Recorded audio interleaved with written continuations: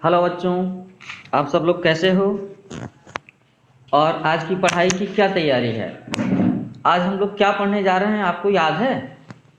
तो आज हम लोग पढ़ने जा रहे हैं आपकी सोशल स्टडीज़ की किताब का ये जो पहला चैप्टर है, फैमिली के बारे में, परिवार के बारे में। So your first chapter is the family. तो आप मुझे बता सकते हैं कि परिवार का मतलब क्या है? What is family? हाँ हाँ, बिल्कुल, कोई भी संकोच करने की बात नहीं है। आप मुझे बता सकते हो कि परिवार का मतलब आपके लिए क्या है। तो परिवार का मतलब क्या है? परिवार का मतलब है बच्चे, माता पिता, भाई बहन, दादा दादी, चाचा चाची, यही होता है ना फैमिली का मतलब। कोई बात नहीं, अभी अब हम लोग चैप्टर डिस्कस करते हैं।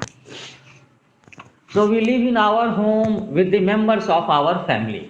Our parents love and care for us. They cook tasty meals for us.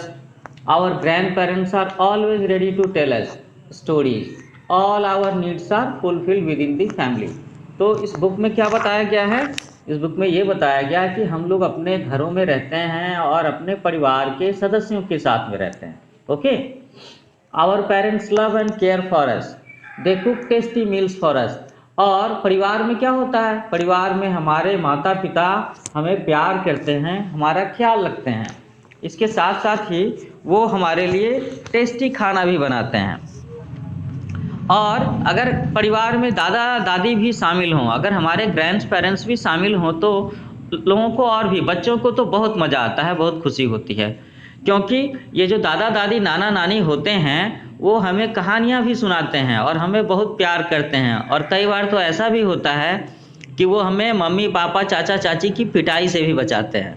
आप याद करके देखो, सोच करके देखो, और मुझे लगता है इस बात से, इस स्टेटमेंट से हर वो बच्चा मुस्कुरा रहा होगा जिसके फैमिली मेम्बर में दादा दादी नाना नानी रहते हैं। So all our needs are fulfilled within the family. तो बच्चों की ज़रूरतें, यहाँ पर हम लोग बच्चों की बात कर रहे हैं, बच्चों के पॉइंट ऑफ व्यू से इस चैप्टर को पढ़ रहे हैं जिसका नाम है द फैमिली। तो बच्चों के पॉइंट ऑफ व्यू से बच्चों की सारी ज़रूरतें, whatever they need, whatever they want to have, है ना। तो बच्चों की जो भी ज़रूरतें हैं वो सारी की सारी ज़रूरतें फैमिली में पूरी होती हैं। किसके द्वारा पूरी होती हैं? या तो मम्मी पापा पूरा करते हैं या फिर दादा दादी नाना नानी पूरा करते हैं। वैसे पूरी की पूरी रिस्पॉन्सिबिलिटी तो मम्मी पापा की होती है। ओके, तो अब हम लोग जरा पॉइंट आउट करते हैं कि व्हाट इज़ फैमिली, परिवार क्या है। ए फैमिली इज़ टू और more people who are connected by love और kinship. A family may have members other than those living together. Each family member is important and special. Family members can look alike or different. Family members help each other. Family members celebrate important occasions together. तो यहाँ हम लोग 6 points को पढ़ रहे हैं जिसमें ये बताया गया है बड़े अच्छे से कि आखिर परिवार क्या होता है, व्हाट इज़ फैमिली। तो पहली बात क्या है कि फैमिली में 2 या 2 से ज़्यादा लोग साथ रहते हैं। वो प्रेम की वजह से, प्यार की वजह से साथ में रह सकते हैं, या उनकी आपस में रिश्तेदारी हो सकती है। There might be a relation of siblings, being brother और सिस्टर, बीइंग हस्बैंड और wife, being uncle and aunty, ऐसा भी हो सकता है ना।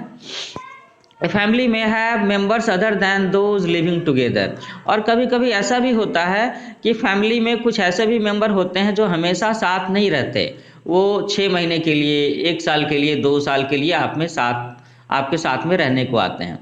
कभी कभी ऐसा भी होता है फैमिली में कि जैसे आपके कोई चाचा अगर गांव में रहते हैं तो चाचा का जो बच्चा है, आपका जो कजिन है, जो आपका चचेरा भाई या बहन है, उसमें से कोई एक आपके साथ में आकर के 1 साल 2 साल 4 सालों के लिए रह सकता है आपके साथ शहर में। और आकर के वो साथ में क्यों रहता है? अगर चाचा चाची के घर पर किसी तरह की दिक्कत हो तो, या फिर वो उस बच्चे को भी अच्छा एजुकेशन दिलवाना चाहते हैं आपके साथ में, आपके ही शहर में, ऐसा भी इशू होता है। इस तरह की भी बातें होती है। और इस वजह से कभी कभी साथ में रहने वाले लोगों के अलावा भी कुछ लोग परिवार में रहते हैं। Each family member is important and special, weather he is child और he is Elder member.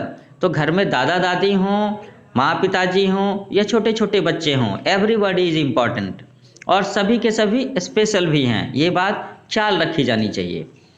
Family members can look alike और डिफरेंट। और ये बड़ी कॉमन सी बात है कि परिवार के सदस्य एक जैसे दिख सकते हैं, एक जैसे उनका चेहरा मोहरा हो सकता है। आप जरा गौर करके देखोगे तो आपको पता चलेगा कि आपके पिताजी का चेहरा आपके दादा या दादी से मिलता जुलता है, या आपके अंकल का चेहरा आपके पिताजी से मिलता जुलता हो सकता है। और ये क्या, कई लोग तो आपके बारे में भी बोल सकते हैं कि तुम बच्चों का चेहरा तुम्हारे मम्मी पापा से कितना मिलता जुलता है। तो ये तो होता ही होता है। Family members help each other, वो एक दूसरे की मदद करते हैं। Family members celebrate important occasions together. और आप ज़रा सा सोच करके देखो कि अगर घर में किसी फैमिली मेम्बर की शादी हो, किसी का बर्थडे हो, है ना, कोई फेस्टिवल, होली हो, दिवाली हो, और इसमें घर के फैमिली मेम्बर्स इकट्ठा ना हो, तो क्या आपको ये त्यौहार अच्छा लगेगा? क्या आपको अपना बर्थडे अकेले अकेले सेलिब्रेट करना अच्छा लगेगा? क्या नहीं लगेगा। तो यही तो मतलब है फैमिली का, है ना। So some members of our family may not live with us. We enjoy meeting them at family functions और festivals. तो ऐसा भी होता है कि परिवार, कई बार लोगों का परिवार बहुत बड़ा होता है। आप जैसे सोच करके देखो कि ऐसा हो सकता है कि आपके पिताजी के 2-4 भाई हों, तो क्या चारों भाई एक जगह एक साथ इकट्ठा रह पाएँ? रहते हैं क्या? ऐसा कभी कभी होता है कि आपका जो एंसेस्ट्रल घर हो, जो आपके दादा दादी का गांव हो, जहाँ पर आपकी खेती भी हो, पुरखों की ज़मीन हो, जहाँ पर पुराने ज़माने का आपका मकान हो, दादा दादी का, नाना नानी का। तो ऐसा होता है कि कई बार कुछ लोग वहाँ रहते हैं जो खेती बाड़ी संभालते हैं, और कुछ लोग शहर में रहते हैं जो किसी ऑफिस में या गवर्नमेंट जॉब में, प्राइवेट जॉब में काम कर रहे होते हैं। तो कई बार ऐसा होता है लोगों को हायर एजुकेशन के लिए और एम्प्लॉयमेंट के लिए, जॉब के लिए अक्सर गांव से निकल करके शहर जाना होता है, दूर जाना होता है, और कई बार तो लोग इसके लिए विदेश भी जाते हैं। तो इसीलिए ऐसा है कि some members of our family may not live with us, कि कभी कभी ऐसा होता है कि हमारी फैमिली मेंबर सारे के साथ एक साथ नहीं रह पाते। जैसे आप सब भी अभी साथ में हो मम्मी पापा के, आप लोग जब बड़े हो जाओगे आपको हायर एजुकेशन के लिए मुंबई जाना होगा, दिल्ली जाना होगा, हाँ, ऐसा भी हो सकता है कोई पटना चला जाए, कोई लखनऊ चला जाए, कोई यूएस जाना चाहे, कोई कैम्ब्रिज जाना चाहे। और अगर आप वहाँ से इतने बड़ा हायर एजुकेशन करके आते हो तो हो सकता है आपको उस तरह से जॉब भी मिले अलग अलग शहरों में, अलग अलग देशों में।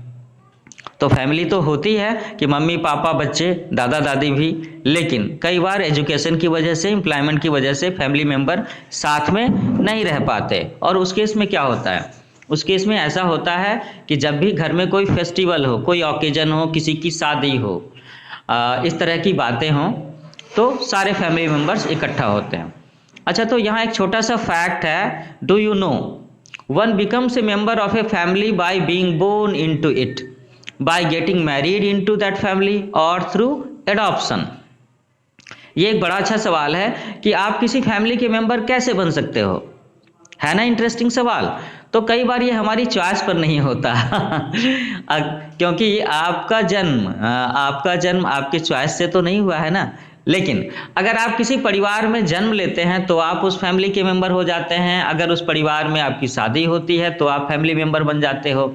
या कई बार ऐसा भी होता है कि हम लोगों में से कुछ लोग जिनके अपने बच्चे नहीं होते, कुछ ही दिक्कत की वजह से, वो ऑर्फेन से, हॉस्पिटल से बच्चों को गोद लेकर के आते हैं, एडॉप्ट करते हैं, और उन्हें हम अपनी फैमिली का मेंबर बनाते हैं। Now we move on, now we will be discussing about Vishu's family. इस किताब में विशु नाम का एक बच्चा है, उसकी परिवार के बारे में बताया गया है। तो अब हम लोग देखेंगे कि आखिर विशु के परिवार में क्या हो रहा है, कैसे हो रहा है। So Vishu's mother took him to her parents' house in Lucknow in summer vacation. तो विशु एक बच्चा है यहाँ पर। तो विशु की माँ क्या करती हैं कि इस बार गर्मी की छुट्टियों में उसे वो अपने मम्मी पापा के पास में ले जाती हैं। तो मम्मी पापा के पास ले जाने का क्या मतलब है? यहाँ पर मतलब है ग्रैनी के पास में जाना, नाना नानी के पास में जाना। तो एक्चुअली में विशु की माँ विशु को विशु के नाना नानी के पास में लखनऊ ले जा रही हैं। और लखनऊ क्या है? Lucknow is the capital of UP, you must remember it. अच्छा, विशु की माँ विशु से कुछ प्रॉमिस भी करती हैं। She promise to take him to all those places which she had loved as a child. तो ये इंटरेस्टिंग बात है ना कि विशु की मम्मी विशु को कहाँ ले जा रही हैं, वो उसे वहाँ ले जा रही हैं जहाँ वो बचपन में रहती थी अपने मम्मी पापा के पास, है ना। और ये जो घर है विशु की मम्मी का घर, विशु के लिए क्या हुआ, वो उसका ननिहाल हुआ, है ना। So Vishu's father could not go with them, he is a soldier in the Indian Army, he had to attend a training program in Hyderabad. ओहो, तो एक बात यहाँ पर ऐसी है कि विशु के पापा समर वैकेशन में विशु और विशु की मम्मी के साथ में लखनऊ नहीं जा पा रहे, क्योंकि एक्चुअली में उनका जो एम्प्लॉयमेंट है, उनकी जो सर्विस है, नौकरी है, वो इंडियन आर्मी में है और वो सोल्जर हैं, सैनिक हैं। We should be proud of being a soldier, है ना। और उन्हें एक ट्रेनिंग प्रोग्राम हैदराबाद में अटेंड करना है, तो इसलिए वो विशु और विशु की मम्मी के साथ में विशु के ननिहाल लखनऊ नहीं जा पा रहे। कोई बात नहीं, वो विंटर वैकेशन में जा सकते हैं। Now see Vishu's grand parents Mrs and Mr Ajay Sharma are wonderful people. Before marriage Vishu's mother's name was Manmeet Sharma. After marriage she is known as Manmeet Singh. Singh is the surname of Vishu's father. तो हम लोग यहाँ पर बड़ी अच्छी चीज सीखने वाले हैं। तो आप देखो विशु के दादा दादी के बारे में क्या बताया जा रहा है, एक्चुअली में विशु के नाना नानी के बारे में क्या बताया जा रहा है, क्योंकि हम लोग यहाँ पर विशु की माँ के माँ और पिताजी की बात कर रहे हैं। और उनका नाम क्या है, उनका नाम है श्रीमती और श्री अजय शर्मा। और ये दोनों के दोनों विशु के जो नाना नानी हैं वो बड़े ही वंडरफुल पीपल हैं, बड़े अच्छे आदमी हैं, बहुत मिलनसार आदमी हैं। बिफोर मैरिज, तो यहाँ बताया जा रहा है कि शादी से पहले विशु की माँ का नाम था मनमीत शर्मा। तो ऐसा होता है क्या, आप जरा सोच करके देखो मैं क्या बताने वाला हूँ। After marriage she is known as Manmeet Singh. Singh is the surname of Vishu's father. Everybody have a name, everybody, you also have a name, I also have a name. मेरा भी एक नाम है, तुम्हारा भी एक नाम है, सभी बच्चों के नाम होते हैं। और आप बच्चे बताओ कि आपके नाम के दो हिस्से होते हैं ना, there is a first name and there is a last name. नाम में दो शब्द होते हैं अक्सर। जैसे मैं 2 मिनट के लिए कहता हूँ सोहन कुमार, तो Sohan is the first name and Kumar is the last name. Suppose करते हैं किसी बच्चे का नाम है Ruby Gupta. So what is this, Ruby is the first name and Gupta is the last name. अब हम लोग उसी के बारे में पढ़ेंगे यहाँ पे। तो यहाँ बताया जा रहा है कि विशु की माँ का नाम शादी से पहले था Manmeet Sharma, mind the word Sharma. और शादी के बाद में जब उसकी शादी हो जाती है विशु के पिताजी के साथ में, तो क्या हो जाता है, उनका नाम अब बदल जाता है, उनका नाम बदल करके हो जाता है Manmeet Singh. And what is Singh, Singh is the surname of Vishu's father. तो हमने क्या सीखा कि शादी के बाद भारत में अक्सर महिलाओं का नाम थोड़ा सा बदल जाता है, उनका सरनेम वो हो जाता है जो उनके पति का सरनेम है ना। सरनेम यहाँ पर क्या होता है, लास्ट नेम। जैसे मैंने अभी एग्जाम्पल दिया कि एक बच्ची का नाम है रूबी गुप्ता, तो रूबी उसका फर्स्ट नेम है और गुप्ता उसका सरनेम है। गुप्ता उसके पिताजी के नाम का दूसरा हिस्सा, लास्ट नेम हो सकता है, ठीक है। तो इस तरह से शादी का ये भी प्रभाव पड़ता है एक छोटा सा, कि लोगों के नाम में थोड़ा सा चेंज हो जाता है। और अक्सर ये भारत में महिलाओं के नाम के साथ में होता है कि पहले उनका जो नाम होता है उस नाम में शादी से पहले उनके नाम में सरनेम की जगह पर उनके पिता का टाइटल, वो सरनेम जुड़ा होता है, और शादी के बाद में उनके सरनेम की जगह पर उनके पति का सरनेम आ जाता है, ठीक है। सो यहाँ पर एक और भी छोटा सा फैक्ट है। What is a surname? A surname is the family's name. It is used after the first name. तो ये बहुत ही इंटरेस्टिंग फैक्ट है, आप अपने घर में पता करके देख सकते हो कि आपके पिताजी का जो सरनेम है, आपके दादाजी का जो सरनेम है, और दादाजी के पिताजी परदादाजी उनका भी सरनेम, ये तीनों के तीनों कॉमन हो सकते हैं और एक्चुअली हम इसे फैमिली नेम के तौर पर भी जानते हैं। और यही बात आपके नाना जी के यहाँ भी होगी, वहाँ पर मामा जी के नाम में जो सरनेम है ना, और फिर जैसे नाना जी का जो सरनेम है और नाना जी के जो पिताजी रहे होंगे उनका जो सरनेम है वो भी एक ही मिलेगा। आप सब लोगों के लिए एक छोटा सा असाइनमेंट है, आप अपने घर में पता करो और आप ये भी पता कर सकते हो कि आपके आसपास में बाकी लोगों का जो नाम है उसमें सरनेम क्या है, कैसा है, और भारत में कितने तरह के सरनेम होते हैं, हिंदू फैमिलीज़ में, पंजाबी फैमिलीज़ में, इस्लाम मुस्लिम फैमिली में, है ना, क्रिश्चियन फैमिली में। अब आगे बढ़ते हैं इस चैप्टर में। तो हम लोगों ने क्या देखा कि शादी के बाद विशु की माँ का नाम बदल करके मनमीत शर्मा की जगह पर मनमीत सिंह हो गया और सिंह विशु के पिताजी का सरनेम है। Vishu loves his grandparents very much. His grandmother runs a training center to teach embroidery to women from a nearby slum. अब यहाँ हम लोग विशु के नानी के बारे में, नाना नानी के बारे में पढ़ रहे हैं। तो यहाँ पर लिखा है कि विशु अपने नाना नानी से बहुत ज़्यादा प्यार करता है। तो वो प्यारे लोग, मिलनसार लोग, बड़े माय डियर लोग हैं, वंडरफुल पीपुल दे आर, तो प्यार तो करना ही चाहिए। और उसकी नानी के बारे में एक बड़ी अच्छी बात लिखी है कि उसकी नानी जो है वो यहाँ पर महिलाओं के लिए एक कसीदा केंद्र चलाती हैं। कसीदा करना क्या होता है? एम्ब्रॉयडरी करना, कपड़े पर तरह तरह के डिजाइन, फूल, तरह तरह के चित्र बनाना, कसीदा करके। कसीदाकारी क्या होती है ये बात आपको अपने घर में आपकी बड़ी बहन या आपकी माँ सिखा सकती हैं। आप जरा सा उनसे पूछ करके समझ लो व्हाट इज एम्ब्रॉयडरी। ओके, तो यहाँ पर हम लोग देख रहे हैं कि विशु की जो नानी माँ हैं वो यहाँ पर झुग्गी झोपड़ी में रहने वाली महिलाओं को बिठा करके उनके लिए एक ट्रेनिंग प्रोग्राम चलाती हैं और उसमें उन्हें वो कसीदा करना सिखाती हैं। She sells their goods to a handicraft centre, this helps them to earn money. तो ये तो सोशल सर्विस वाली बात हो गई। तो यहाँ पर विशु की जो नानी माँ हैं वो इन गरीब महिलाओं को कसीदा करना सिखाती हैं और ये महिलाएं जो कसीदा वाला काम करती हैं उसे इकट्ठा करके इस हैंडीक्राफ्ट को उसकी नानी माँ उसे नज़दीक के एक स्टोर में ले जा कर के बेच देती हैं और इससे इन गरीब महिलाओं का कुछ भला हो जाता है, उन्हें कुछ इनकम हो जाती है, उन्हें कुछ पैसे भी मिल जाते हैं अपने घर को चलाने के लिए, घर को मजबूत बनाने के लिए। और मैं तो बड़ी तारीफ़ करूँगा इस बात की कि विशु की नानी माँ ऐसा काम कर रही हैं। ये बहुत बड़ी समाज सेवा है। Here is another interesting fact. Do you know our mother's parents are our maternal grandparents and father's parents are our paternal grandparent. तो आप सब बच्चों ने देखा होगा कि हम लोग इसमें बार बार चर्चा कर रहे हैं ग्रैंड पेरेंट्स के बारे में। तो क्या आपने सोचा कि हम नाना नानी के लिए अलग शब्द इस्तेमाल करेंगे और दादा दादी के लिए अलग शब्द इस्तेमाल करेंगे? यहाँ पर हम सब लोग उनके लिए जो शब्द इस्तेमाल कर रहे हैं दैट इज़ ग्रैंड पेरेंट। लेकिन फिर भी अगर दोनों के दोनों ही आपके घर में एक साथ इकट्ठा हों then how will you differentiate between them? तब आप उन दोनों के बीच में अंतर कैसे बताओगे किसी को कि ये कौन है और ये कौन है? तो यहाँ उसके लिए बड़ा ही आसान सा शब्द है।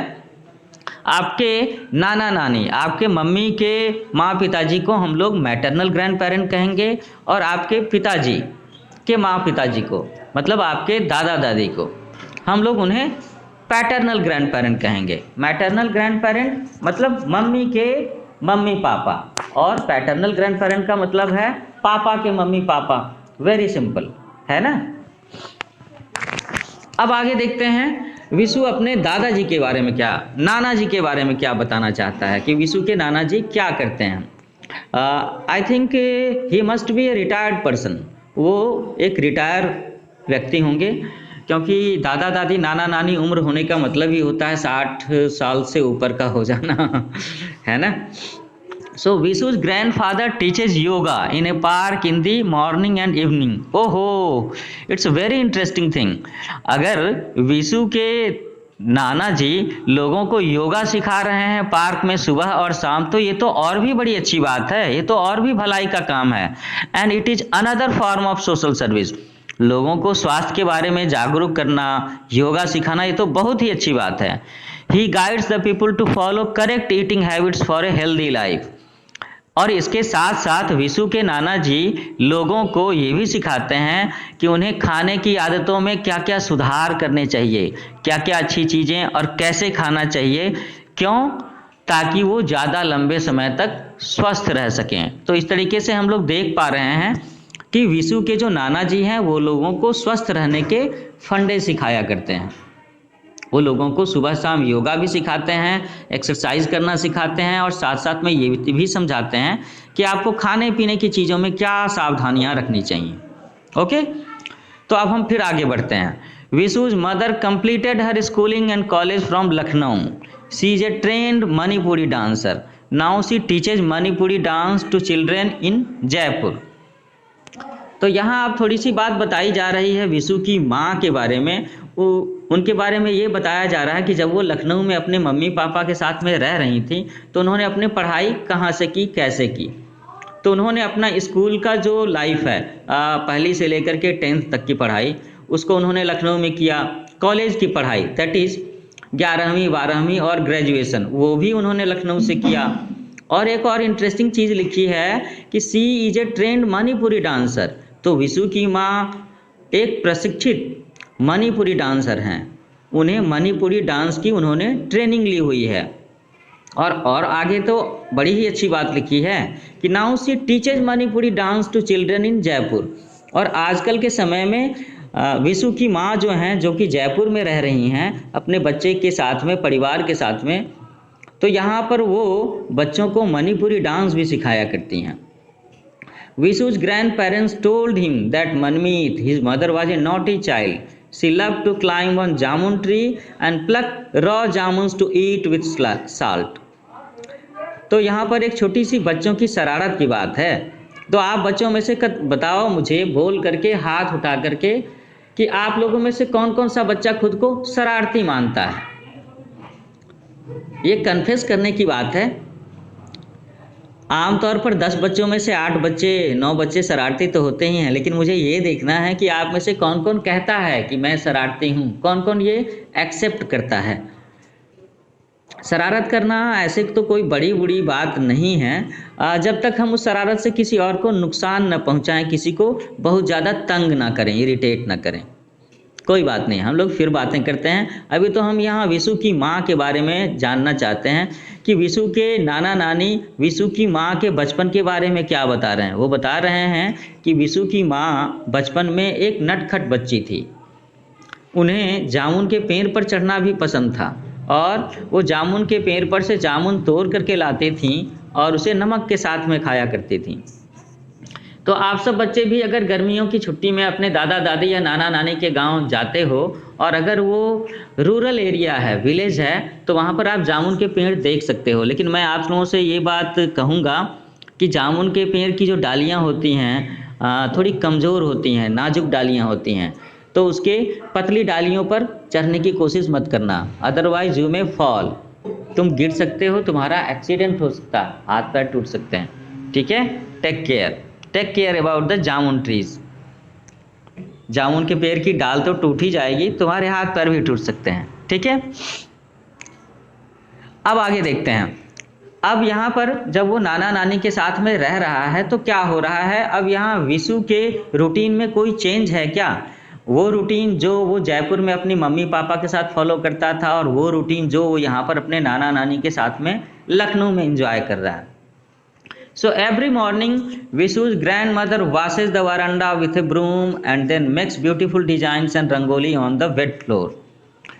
ओहो, तो यहाँ पर तो ये बताया जा रहा है कि विशु की जो नानी हैं वो हर रोज़ अपने आंगन को, अपने बरामदा को झाड़ू से साफ करती हैं और हर दिन वो बड़े ही सुंदर सुंदर रंगोली बनाया करती हैं। और उस चीज़ पर वो रंगोली बनाती हैं जब उनका फ्लोर भीगा हुआ होता है। Vishu also learn to make rangoli from his grandmother. तो यहाँ पर विशु अपनी नानी माँ से रंगोली बनाना भी सीख रहा है। यहाँ एक छोटा सा फैक्ट है, डू यू नो रंगोली क्या है, व्हाट इज़ रंगोली?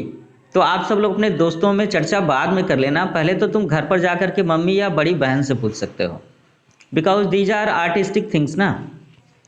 तो rangoli is the art of making beautiful designs on the floor with colours and flowers. Rangoli क्या है? ये एक कला है जिसमें हम अपने फ्लोर पर रंगों से, फूलों से या कुछ इस तरह की सुंदर चीज़ों से तरह तरह के सुंदर डिजाइन बनाते हैं। और आप लोगों में से कुछ बच्चों को याद भी होगा कि दिवाली में माँ ने बनाया था कोई रंगोली या आपकी बहन ने बनाया हो? याद करके देखो।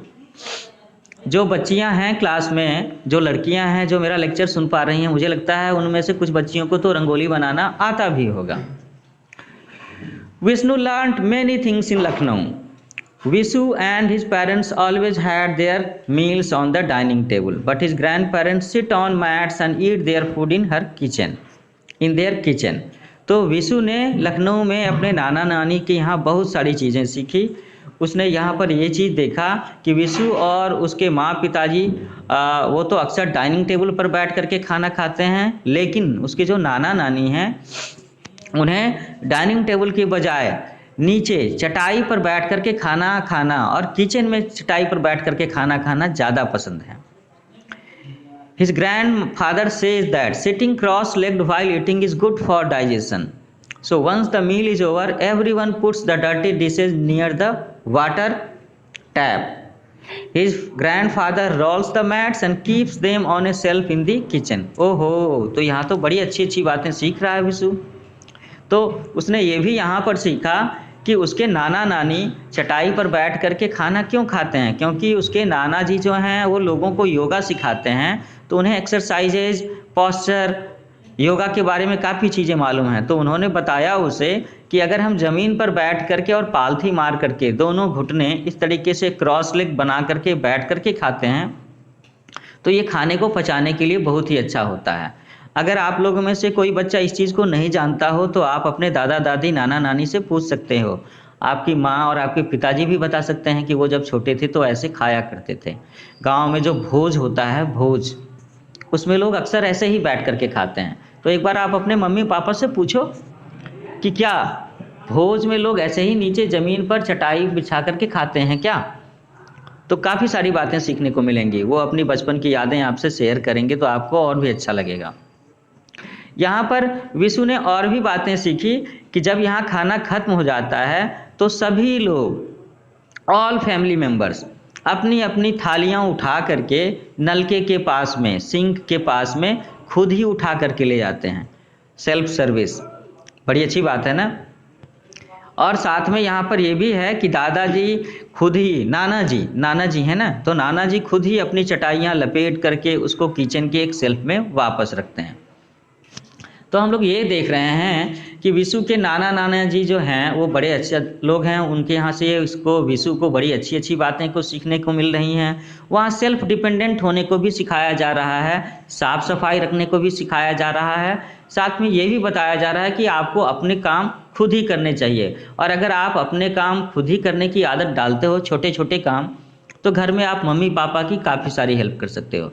और बेचारी mummy, sweet mummy, lovely mummy, उन्हें तो सुबह से लेकर के रात के 10 बजे तक काम ही काम करने होते हैं, है ना। कभी कभी मम्मी बोलती भी होंगी। तो आपको अगर कभी भी मम्मी पापा घर के छोटे मोटे काम में हेल्प करने को बोलते हैं, यू मस्ट हेल्प देम, और खुशी खुशी पार्टिसिपेट करना चाहिए।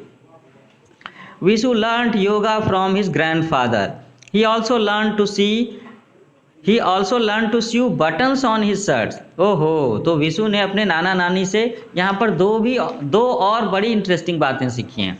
एक तो उसने अपने नाना जी से योगा सीख लिया, अब वो योग कर सकता है। और जब उसकी नानी माँ महिलाओं को कसीदाकारी, सिलाई की ट्रेनिंग दे रही होती हैं, तो वहाँ से उसने बैठे बैठे पूछ करके, सीख करके अपने शर्ट में बटन लगाना भी सीख लिया है। तो अब आगे बढ़ते हैं, विशु और क्या क्या सीखता है, क्या क्या एक्सपीरियंस गेन करता है अपने नाना नानी जी के यहाँ। Vishu loves to visit his father's parent also.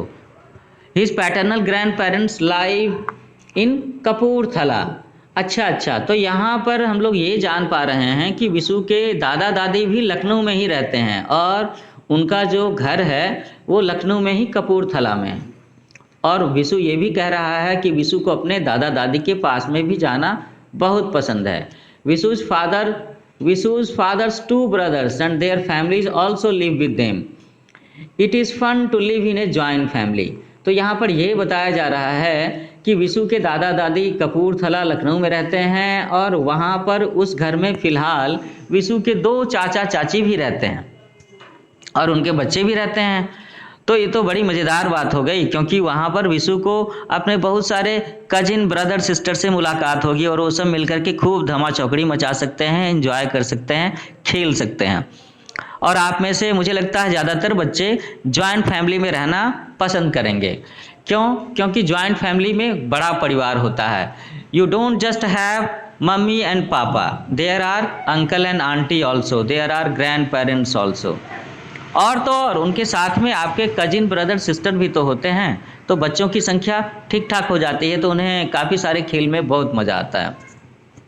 तो विशु को भी इस तरह के जॉइंट फैमिली में रहना पसंद है। Vishu loves to play with his cousins, they all speak Punjabi. अच्छा, तो यहाँ पर हम लोग देख रहे हैं कि विशु को अपने कजिन ब्रदर सिस्टर के साथ में खेलना पसंद है और वो उन सब के साथ में बातें करके पंजाबी भी सीख रहा है। वो उनके साथ में पंजाबी में बातें करता है। उसके घर की भाषा जो है दैट इज़ पंजाबी।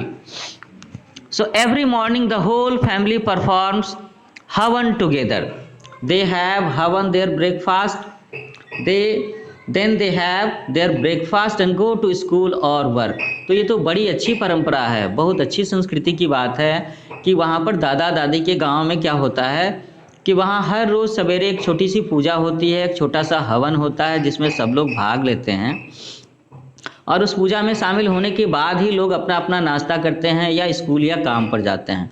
तो अभी भी हमारे देश में बहुत सारे हिंदू फैमिलीज़ में ये परंपरा है, या तो सुबह की आरती में या शाम की आरती में अक्सर लोग एक साथ पूजा के रूम में इकट्ठा होते हैं और प्रेयर में पार्टिसिपेट करते हैं। ये बड़ी हेल्दी प्रैक्टिस है, अच्छी बात है। I appreciate it and I recommend it also, है ना। अगर आपके भी घर में पूजा होती है, आरती होती है, तो आपको उसमें ज़रूर भाग लेना चाहिए, बिल्कुल। Vishnu's grandparents take the children to meet his father's sister. She lives in village Rajakala. Everyone enjoys a visit to her home. They ate under the shadow of the trees. His uncle took the children for a ride on a tractor. अब आगे हम लोग यहाँ देख रहे हैं कि विष्णु के दादा दादी की बात हो रही है ना, विष्णु के पिताजी के घर की बात हो रही है, जो घर है कपूरथला में। तो वहाँ पर ये भी हो रहा है कि विष्णु के पिताजी विष्णु को विष्णु की बुआ के पास में ले आते हैं। बुआ कौन है? बुआ उसे कहते हैं जो आपके पिताजी की बहन होती है, ठीक है। और माँ की बहन को क्या बोलते हैं? माँ की बहन को मौसी बोलते हैं। तो विशु की जो बुआ हैं वो लखनऊ में ही राजा कला नाम की जगह पर रहती हैं और वहाँ पर वो लोग जब उनके घर पर जाते हैं तो खूब मस्ती होती है, खूब मज़ा करते हैं। They ate under the shadow of the trees. ओहो, वहाँ वो लोग किचन में या डाइनिंग हॉल में नहीं खाना खाते, वहाँ वो लोग पेड़ों की छाँव में नीचे बैठ करके खाते हैं। तो बड़ी मज़ेदार बात है। His uncle took the children for a ride on A tractor. और वहाँ पर विशु के जो फूफा जी हैं, बुआ के पति, हस्बैंड ऑफ बुआ, तो वो फूफा जी जो हैं वो बच्चों को ट्रैक्टर पर बिठा करके उसकी सवारी कराते हैं। तो इसका मतलब ये पता चल रहा है कि विशु की बुआ गांव में रहती हैं। गांव में बुआ और फूफा जी की अच्छी खासी खेती बाड़ी है, उनके बहुत सारे खेत हैं। They belong to agricultural family. उनके गांव में खेती का काम बड़े अच्छे से होता है, उनके पास में ट्रैक्टर भी है ना। तो इस तरह से बच्चे फूफा जी के ट्रैक्टर पर बैठ करके गांव में घूमने का मज़ा भी ले रहे हैं। A family can be small और big. Now we are concluding the chapter, we are coming to the end of the section. हम लोग इस चैप्टर के आखिर में पहुंच रहे हैं, जिस चैप्टर का नाम है द फैमिली। तो यहाँ ये बताया जा रहा है कि फैमिली छोटी या बड़ी हो सकती है। A small nuclear family is one where the father and mother live with their children. यहाँ पर फैमिली के दो टाइप बताए जा रहे हैं, दो काइंड्स बताए जा रहे हैं, small family, big family. Small family को न्यूक्लियर फैमिली भी कहते हैं और बिग फैमिली को जॉइंट फैमिली भी कहते हैं। अब ये जानना है, समझना है कि स्मॉल या न्यूक्लियर फैमिली में क्या होता है। स्मॉल और न्यूक्लियर फैमिली में मम्मी पापा होते हैं और उनके साथ में रहने वाले बच्चे होते हैं। और बिग जॉइंट फैमिली में क्या होता है? There are many members of the family live together in the same house, grand parents, uncles, aunts, cousins. तो हम लोग ये भी समझ सकते हैं कि स्मॉल या न्यूक्लियर फैमिली के पास में जो घर होता है वो छोटा होता है। उसमें अक्सर वो लोग रहते हैं जिन्हें अपने जॉब या एजुकेशन के सिलसिले में अपना दादा दादी का गांव या अपने माँ पिताजी का मकान छोड़ कर के दूसरे शहर में, दूसरे गांव में, दूसरी जगह जा कर के रहना होता है। तो वहाँ पर अक्सर वो छोटे घरों में रहते हैं और वो हो सकता है उनका किराए का मकान हो। किराए के मकान तो छोटे ही होंगे ना, और आपका जो अपना मकान होगा वो बड़ा होगा, काफ़ी बड़ा होगा। और यही बात है बिग जॉइंट फैमिली के बारे में कि बिग जॉइंट फैमिली जो होती है वो अक्सर गांव या गांव से जुड़े हुए इलाकों में होती है या शहरों में भी होता है जहां पर लोग काफ़ी पहले आकर के बस गए हों। और बिग जॉइंट फैमिली में नंबर ऑफ फैमिली मेंबर्स ज़्यादा होते हैं। एक छोटी सी बात ऐसे कह सकते हैं, अगर हम नंबर ऑफ फैमिली मेंबर की बात करें तो स्मॉल या न्यूक्लियर फैमिली में number of family members can be less और इक्वल टू 6 और 7, और 6 और 7 से ज़्यादा फैमिली मेंबर्स जहाँ रह रहे होंगे तो इसका मतलब है कि वहाँ पर चाचा चाची रह रहे हैं, मामा मामी रह रहे हैं, मौसा मौसी रह रहे हैं, आपके चचेरे ममेरे फुफेरे भाई बहन भी हो सकते हैं, और साथ में दादा दादी नाना नानी भी हो सकते हैं। तो ये बड़ा सीधा साधा अंतर है स्मॉल फैमिली, बिग फैमिली में, न्यूक्लियर फैमिली में और जॉइंट फैमिली में। So the important thing about a family is that the members love one another, they share their happiness and help each other in time of need. तो ये आखिरी हिस्सा बहुत ही important है, बिल्कुल, क्योंकि सबसे इम्पॉर्टेंट बात ये है कि आप स्मॉल फैमिली में हो या बिग फैमिली में हो, न्यूक्लियर फैमिली में हो या जॉइंट फैमिली में हो, there must be love and care for each other. मैंने पहले बताया था कि फैमिली में सारे ही के सारे मेंबर्स इम्पॉर्टेंट हैं, सभी के सभी स्पेशल हैं, और उन सब के लिए एक दूसरे के प्रति केयर की फीलिंग, लव की फीलिंग होना बहुत ही ज़रूरी है। यही आपकी फैमिली को सही मायने देता है। अगर ये चीज़ नहीं है तो आप लोग साथ में रह रहे हो, उसे फैमिली नहीं कहेंगे। They share their happiness and help each other in time of need. और दूसरी बात क्या है कि उन्हें ज़रूरत के समय में एक दूसरे की मदद करनी चाहिए, एक दूसरे की खुशियों में शामिल होने चाहिए, एक दूसरे का हाथ बटाना चाहिए। अगर हम लोग फैमिली में प्यार से इकट्ठे रह रहे हैं then we can be a strong family, है ना। तो आपके परिवार की, आपके सोसाइटी में एक इज्जत होगी, एक नाम होगा। लेकिन अगर आप प्यार से नहीं रह रहे हो तो सोसाइटी में, समाज में, गांव में, ज़िले में आपकी परिवार का एक बड़ा नाम नहीं हो पाएगा। तो इसके साथ ही मैं ये चैप्टर यहाँ पर कंक्लूड करना चाहूँगा जिसके बारे में हम लोगों ने पढ़ा। उस चैप्टर का नाम क्या था बच्चों? इसका नाम था the family. So it was very interesting chapter and very important chapter for you all. और मैं चाहूँगा कि आप इस चैप्टर को पढ़ करके अपने घर में अपने फैमिली मेम्बर से, मम्मी पापा से कुछ न कुछ सवाल ज़रूर करेंगे। और मुझे ये भी लगता है कि आप सब बच्चों में से कुछ बच्चे अगली समर वैकेशन में, विंटर वैकेशन में, ऐसा हो सकता है कि वो अपने दादा दादी के यहाँ जाना चाहें, नाना नानी के यहाँ जाना चाहें। ठीक है, तो इसके साथ मैं ये चैप्टर यहाँ पर ख़त्म कर रहा हूँ। आप मेरे चैनल का नाम याद रखेंगे, इट्स न्यू एज कोचिंग, और इसमें मैं आपके लिए काफ़ी सारे लेक्चर्स डालने वाला हूँ जो आपकी पढ़ाई के लिए बहुत फ़ायदेमंद साबित होने वाला है। So keep learning, subscribe and share my channel, enjoy my lectures. हम लोग फिर से मिलते हैं, बाय बाय।